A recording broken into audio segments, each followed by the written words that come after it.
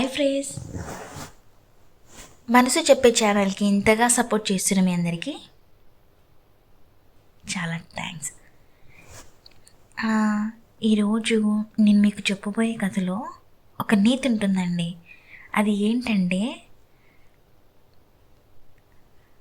మనం చేసే పనిలో నిజాయితీ దమ్ము ఉంటే చాలు, మన పేరు ప్రపంచానికి దానంతట అదే తెలుస్తుంది.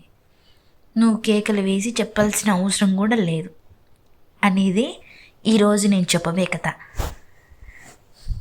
అది ఏంటో మనం తెలుసుకుందామా?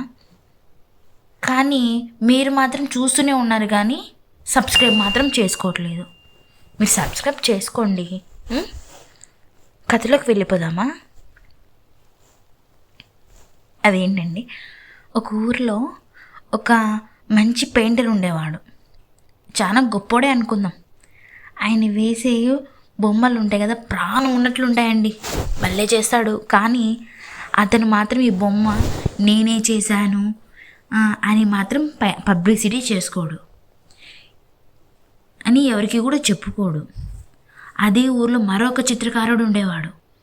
ఆయన వేసే బొమ్మలు ఏం బాగుండవు, కానీ అతను మాత్రము అతను గీసిన బొమ్మల్ని పెద్ద పెద్ద అక్షరాలతో రాసి పబ్లిసిటీ చేసుకునేవాడు, డబ్బు బాగా సంపాదించాలని.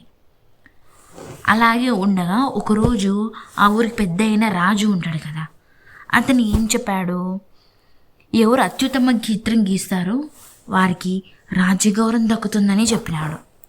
అప్పుడు ఇతను పబ్లిసిటీ చేసుకునే వ్యక్తి ఉంటాడు కదా, ఒక పెద్ద ఫ్రేమ్ ఖరీదైన రంగులతో ఒక బొమ్మ గీసి తెస్తాడు.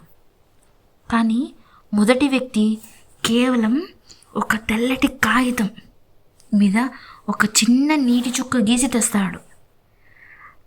అది అంత సహజంగా ఉందంటే రాజుగారి అది నీటి చుక్క అనుకుంటాడు.